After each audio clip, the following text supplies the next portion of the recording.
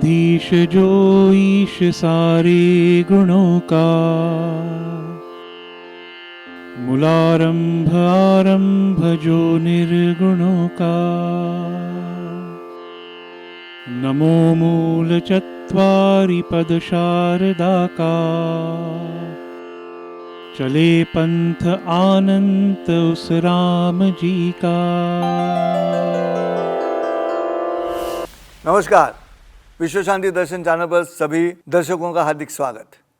और मेरे इस बैठक में आज उपस्थित जो स्टूडेंट्स हैं उनका भी मैं हार्दिक स्वागत करता हूं। आज से हम शुरू कर रहे हैं नई सीरीज़, और वो सीरीज़ में महाराष्ट्र के संत समर्थ रामदास जी ने लिखे हुए मन के श्लोक, उनके बारे में मैं आपके साथ संवाद प्रस्थापित करूंगा। और इस युवा वर्ग के सामने मैं बताऊंगा कि मन के जो श्लोक है वो कितने अहम महत्व रखते हैं आज की ज़िंदगी में। तो समर्थ रामदास जी एक संत है जो छत्रपति शिवाजी महाराज के समय थे, मतलब 1630, और उन्होंने कई किताबें लिखी, हिंदी में भी कई भजन लिखे हैं, लेकिन उनके दो किताबें बहुत मशहूर है। एक है दासबोध, और इस दासबोध में उन्होंने व्यवहार ज्ञान दिया है, कैसे जीना है। एक ही ग्रंथ ऐसा है जिसमें मूर्ख कौन है उसके भी लक्षण दिए हुए हैं। और आपको आश्चर्य लगेगा कि रास्ते पे खाते खाते जो चलता है वो मूर्ख है, यहाँ तक कि उन्होंने लिखा हुआ है। कहने का मतलब ये रहा कि बिहेवियरल साइंस का जब तक सवाल है तो आज के युवा वर्ग में पर्सनालिटी डेवलपमेंट, पर्सनालिटी एमेलियोरेशन, ऐसे कई सब्जेक्ट चलते हैं। तो अगर ये दो किताबें, एक मन के श्लोक और दूसरा श्री दासबोध, अगर आप पढ़ोगे तो बहुत आसानी होगी अपने खुद के व्यक्तिमत्व विकास के लिए। लेकिन वो तो है मराठी में, तो ऐसे कई स्टूडेंट्स हैं जिन्हें मराठी नहीं आती, तो उनके लिए ये सीरीज़ हम शुरू कर रहे हैं विश्व शांति दर्शन चैनल पर, जिसके माध्यम से कई किताबों के बारे में बात की जाएगी। फिलहाल हम शुरू करते हैं मन के श्लोक। 205 श्लोक हैं, और उसमें से पहला श्लोक ये है कि गणाधीश जो ईश सारे गुणों का, मूलारंभ आरंभ जो निर्गुणों का। नमो मूल चत्वारि पद शारदा का, चलो पंथ अनंत उस राम जी का। ये आजकल की दुनिया में उसे 4 लाइना कहते हैं, लेकिन 4 लाइना कहते वक्त उसका जो मूल्यार्थ है वो मूल्यार्थ 4 लाइना प्रोनाउंसिएशन में जो हो वैसा नहीं है, उससे भी कई ज़्यादा सखोल चिंतन इन 4 लाइनों में है। पहला है गणाधीश जो ईश सारे गुणों का। ये संबोधित किया है गणपति को, गणेश जी को। गण का मतलब है लहर। योग मंत्र समीक्षा में इसका हिसाब दिया हुआ है, कितनी लहरें हवा में रहती हैं। वो है 360, क्योंकि सब गोलाकार है, तो हर जो सर्कल है उसका जो हिसाब है वो 360 डिग्री का है। तो यहाँ भी वैसे ही है। उसमें पृथ्वी, आप, तेज, वायु और आकाश और मनोमय शरीर, इनमें से कितने वाइब्रेशंस आते हैं इसका हिसाब हमारे पास है। स्टैटिस्टिक्स है जिसकी टोटल 360 आती है। उसमें मनुष्य के शरीर से जो वाइब्रेशंस निकलते हैं उसका हिसाब है 64, 64। हमारे यहाँ 14 विद्या हैं और 64 कलाएँ हैं। तो इन 64 कलाओं का जो अधिपति है उसे गणपति कहा गया है। और इसलिए हर कलाकार अपने प्रोग्राम की शुरुआत करते वक्त आपने देखा होगा, धर्म जाति भूलकर पहले सरस्वती या गणपति जी का पूजन किया जाता है। उसका कारण यह है कि वो सकल कलाओं का अधिपति है। तो ये गण जो है, ये गण का मतलब ये 360 गण हवा में चलते रहते हैं और वो घूमते रहते हैं। सर्कुलर है तो घूमते रहेंगे वो, और जैसे ही सर्कुलर घूमते रहते हैं उसका अपने आप नेचुरल एक सेंटर तैयार होता है, और वो सेंटर जो है वो गणपति है। तो ये गणपति कंप्यूटर भी है, साइंटिफिक एक्सप्लेनेशन है गणपति का, तो वो कंप्यूटर है। क्योंकि एक तो उसकी जो शुंड है उस पर आप ऐसे जब रेखाएं दिखते हैं तो वो फ्लॉपी डालने के लिए, उसके जो कान है वो स्पीकर्स के सर है, उसका जो पेट है वो सीपीयू है, उसके सामने वो लड्डू का प्रसाद रखा हुआ है। हर साल नया कंप्यूटर लाना पड़ता है, हर साल नया गणपति लाना पड़ता है, उसका विसर्जन करना पड़ता है। विसर्जन का मतलब, सर्जन का मतलब निर्माण करना, क्रिएटिविटी। तो विसर्जन मतलब अगले साल का गणपति हमने पहले ही मन में तैयार किया है, इसलिए जो इस साल का उसका हम विसर्जन कर रहे हैं, उसको डुबा नहीं रहे हैं। It is not elephant, elephant से लेकर मनुष्य पे आ गया, वो गणाधीश है ये। आगे जो 4 लाइनें हैं, 4 लाइनों में आपने देखा होगा कि सरस्वती का भी वर्णन किया है। और सरस्वती का वर्णन इसलिए है कि सरस्वती सरस, सरसा इति सरस्वती। जो साक्षर है वो उल्टा राक्षस की तरह बर्ताव करता है, जो सरस है वो उल्टा सुल्टा सरस ही रहता है। तो वैसे मनुष्य को तैयार होना है। और इसलिए चत्वारी, 4 भाषाएं हैं हमारे मुख में, 4 वाणी हैं, उसमें परा, पश्यंती, मध्यमा और वैखरी। हम जो बोल रहे हैं उसको वैखरी कहते हैं। जो इसलिए उस श्लोक में उन्होंने 4 वाणियों का भी जिक्र किया है, जिसमें सरस्वती का नमन और गणपति का नमन करके हम ये मन के जो श्लोक है उसके बारे में हम बात करना शुरू करते हैं। सो इट्स अ कवरिंग श्लोक हम कह सकते हैं उसको, जो पहले 4 लाइन है उसमें। और इससे आगे अभी 204 श्लोक बचे हैं, लेकिन हर एक दिन एक श्लोक इस तरह से एक्सप्लेन किया जाएगा। और वो श्लोक ये रहा, गणाधीश जो ईश सारे गुणों का, मूलारंभ आरंभ जो निर्गुणों का। मूलारंभ वहीं पे शुरुआत हुई है, और इसलिए बाद में सरस्वती का वर्णन किया है। और कहते हैं चलो उस राम जी के पथ पर हम सभी चलेंगे, चलो पंथ अनंत उस राम जी का। तो समर्थ रामदास जी प्रभु रामचंद्र जी के बड़े भक्त हैं, तो उन्होंने कहा कि जो इस पंथ से राम चले गए, श्री राम चले, धन्यवाद, उस पंथ पर हम भी चले। चलो, इतना सुनने के बाद किसी के मन में कुछ सवाल? उपाध्याय जी, मुझे एक सवाल है। हाँ जी। कि आपने अभी जो भी हिंदी स्क्रिप्ट्स और इनके बारे में हमें बताई, जो ग्रंथ के बारे में आपने हमें बताया, ये हम सब के लाइफ में क्या इम्पोर्टेंस प्ले करेंगे? मतलब ये हमारे लाइफ में क्यों महत्व है? हमें इसके बारे में क्यों जानना है? करेक्ट। देखिए, आप आधुनिक युग में आप अपने करियर का पोर्ट्रेट तैयार कर रही हो, लेकिन पोर्ट्रेट तैयार करते वक्त हर पोर्ट्रेट के पीछे जो कैनवास है, उस कैनवास को पहले वॉश देना पड़ता है। और वो वॉश देने के बाद कागज़ की जो शोषण शक्ति है, गीलापन खींचने की, वो कम हो जाती है, बंद हो जाती है, और फिर आपका जो पोर्ट्रेट के कलर हैं वो फ्रेश रहते हैं उसके ऊपर।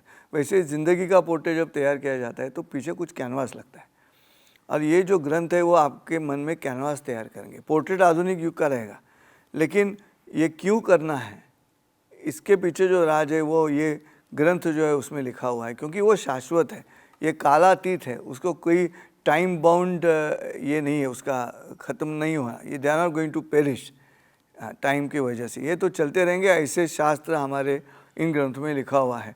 और इसलिए जैसे अभी है मराठी में, लेकिन इशारतीचे बोलता नये, बोलायाचे लिहो नये, लिहायाचे सांगो नये, जबाबी ने, ऐसा एक लिखा हुआ है दासबोध में। अभी इशारती से बोलता नहीं, मतलब जो आँखों से बात करनी है वो बोलना नहीं है। Is it not a universal system? जो आँखों से ही कहना है वो बोलकर नहीं बोलना है। इशारती से बोलता नहीं, बोलायाचे लिहो नये, जो सिर्फ बोलना है उसको लिख के मत दो, क्योंकि बाद में तुम कह सकते कि मैं बोला ही नहीं।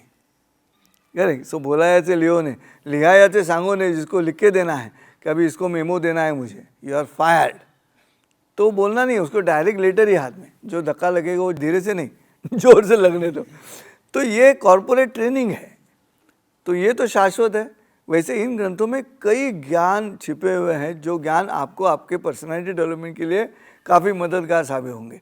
नहीं तो आजकल ये होता है कि हम ज्ञान लेते जाते हैं, लेकिन वो ज्ञान फास्ट फूड जैसा है और वो तकलीफ देता है बाद में, और जब सच्चाई में ज़िंदगी में सवाल खड़े हो जाते हैं तब प्रॉब्लम हो जाता है कि अरे क्या करें हम। अभी प्यार की बातें करते हैं तो उसमें प्रियकर और प्रेयसी ऐसे कहते हैं, लेकिन प्रेय का मतलब क्या है? देह। तो जो सिर्फ दिखावे पे प्यार में गए वो घूमते हैं 4 साल तक, लेकिन 4 महीने में डिवोर्स लेते हैं। क्यों? तो वो साइकोलॉजिकल कैनवास कौन तैयार करेगा? वो एजुकेशन नहीं कर रही। इसलिए ये ग्रंथ महत्व रखते हैं। और उसमें क्या लिखा है तो मैं बताऊंगा, आप सवाल पूछते जाओ, मैं जवाब देते जाऊंगा। वेरी इंपॉर्टेंट है, साइंटिफिक एक्सप्लेनेशन है और सब इसमें। Anybody else? उपाध्याय जी, मेरा एक सवाल था। जैसा कि हम देख रहे हैं कि आजकल की दुनिया साइंस की तरफ है, तो जो हमारे प्राचीन ग्रंथ हैं उनमें कुछ साइंटिफिक एक्सप्लेनेशन मिल सकता है क्या? हाँ बिल्कुल, साइंटिफिक एक्सप्लेनेशन उसमें है। सवाल ये हमें उसे ढूंढना है, पहली बात। दूसरी बात, अगर आप इन्फ्लुएंस हो गए कि ये जो बाहर से आया हुआ ज्ञान है वही अंतिम है, देन आपकी जो क्यूरियोसिटी है वो ख़त्म हो जाएगी।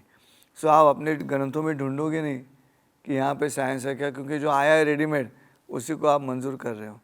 तो पहले सभी युवा वर्ग को ये मेरी विनती है कि चलो पढ़ो, किताबें ढूंढो, क्या इसमें लिखा हुआ है, फिर आपको मालूम होगा। जैसे मैंने कहा कि संत ज्ञानेश्वर ने जो लिखा हुआ है ज्ञानेश्वरी, तो उस ज्ञानेश्वरी में कोपरनिकस के पहले 2 शतक 3 शतक पहले संत ज्ञानेश्वर जी ने सूरज स्थिर है और पृथ्वी घूमती है, वो ज्ञानेश्वरी में है। लेकिन वो बात सिर्फ महाराष्ट्र तक ही मर्यादित रही, उसका हिंदीकरण नहीं हुआ। वो भारत वैश्विकीकरण होना चाहिए था, तो वैसे हुआ नहीं। तो उदय अस्ताचेनी प्रमाणे सूर्याचे न चालता चालने, ऐसा वर्ष है उसमें। उसका मतलब ये न चालता चालने, सूर्य स्थिर है, लेकिन हमने साइंस में पढ़ा है सिर्फ कोपरनिकस की बात पढ़ी। तो साइंस है, बहुत सारा साइंस है, लेकिन वो साइंस हमें ढूंढ के लोगों के सामने लाना है। तो कौन लाएगा? तो या तो मैं आपके सामने बोल रहा हूँ ये एक मार्ग है, या आप खुद पढ़ो और स्वाध्याय करो, सेल्फ स्टडी करो, उससे ढूंढ निकालो आउट ऑफ क्यूरियोसिटी कि ये क्या चीज़ है करके, ये कैसे आ गया। अब संगीत वाले भी स्टूडेंट्स यहाँ बैठे हैं, अभी जो खरज नाम का शब्द है वो पर्शियन नहीं है, वो संस्कृत शब्द है, लेकिन हमें पता नहीं वो संस्कृत शब्द है करके। ख का मतलब है आकाश, वैक्यूम जगह, हवा की जो जगह है वो पाइप है। र का मतलब है ध्वनि, ज का मतलब है जन्म स्थान, पंकज जो कीचड़ में जन्मा है वो, नीरज मतलब कमल। अभी ये ख र और ज तीनों एकाक्षरी शब्द है संस्कृत में, इन तीनों को इकट्ठा लिया तो मेरे शरीर में मेरे नाभि से निकलने वाला स्वर, मतलब उगम से निकलने वाला स्वर जो जन्म स्थान है वो क्या है? तो हवा है ना पाइप में, तो खरज, तो सा नीचे लगाएंगे तो खरज वहाँ से निकलता है। लेकिन हमने ये मंजूर कर दिया कि ये बाहर से आया, क्योंकि राजा तय करता है इतिहास। करेक्ट। महाभारत में एक कथा है कि युधिष्ठिर जो है पांडवों का बड़ा भाई, उसने सवाल पूछा है भीष्म से कि सबसे बड़ा कौन है? लॉ, कायदा, तत्वज्ञान, फिलोसॉफी, किंग, राजा। तो उन्होंने जवाब दिया कालो वा कारणम राज्ञो वा राजा कालस्य कारणम इति ते संशयम भूता राजा कालस्य कारणम। सो राजा सर्वश्रेष्ठ है। और 1947 से लेकर आज तक हम उसी मैकॉले की सिस्टम में पढ़ते रहे। हमारे राजा ने हमारे मिट्टी के लिए अभी अभी शुरुआत की है कुछ नया सिलेबस तैयार करने के, लेकिन ये सॉइल और सोल इकट्ठा नहीं आए। सॉइल एक तरफ रही और सोल एक तरफ चला गया। That is the problem. इसलिए साइंस है और बिना साइंस के लिखा ही नहीं है कुछ। इतना परफेक्ट साइंस है, मेडिकल साइंस है, आयुर्वेद जैसा है, मेडिकल साइंस है। लेकिन अभिमान और अस्मिता के लिए हमें ये तो पढ़ना होगा, किसी ने पढ़ाना होगा। और इसलिए मैं खुश हूँ आप मेरे सामने आप बैठे हो सुनने के लिए। तो ये सुन लो बात, उससे अगर आपके अंदर क्यूरियोसिटी तैयार होती है कि अरे ये पढ़ना चाहिए करके। अभी ड्रामा है, संगीत है, ये तो ऐसे अहम चीज़ें हैं जो हिंदुस्तान में कितने सालों से चल रही है। लेकिन हिंदुस्तान से कोई नाटककार फॉरेन गया क्या? मतलब फिजिकली नहीं, नाम से नहीं, लेकिन शेक्सपियर आया यहाँ पे। शेक्सपियर क्यों आया यहाँ पे? नाटककार करके नहीं आया, वो राजा के साथ आया इसलिए मालूम हुआ। पिलर्स ऑफ सोसाइटी हमें मालूम पड़ा, अंग्रेज़ों के साथ है इसलिए मालूम पड़ा। हमारी संस्कृति में फ्रीडम ऑफ एक्सप्रेशन है, डेमोक्रेसी इन फेथ है, और हमें किसी पे ज़बरदस्ती नहीं करनी है। तो हमारा विस्तार करने की मनीषा हम लोगों की नहीं है। इतने हाई लेवल इंटेलेक्चुअल स्टांस में हिंदुस्तान पहुंचा है कि हमें उसको आक्रमण करके किसी को अपने कब्जे में लेना, ये हमारा मकसद ही नहीं हो सकता। इतनी इंटेलेक्चुअल रिचनेस है, और इसलिए हम बाहर नहीं जाएंगे किसी के ऊपर राज करने के लिए। तो राजा के साथ संस्कृति जाती है ना। इसलिए तुम्हारा जो सवाल है कि है क्या साइंस, तो साइंस है, लेकिन हमें अभी उल्टा जाके ढूंढना है फ्लैशबैक की तरह, तभी बात बनेगी, नहीं तो नहीं बात बनेगी। समझ रहे हो?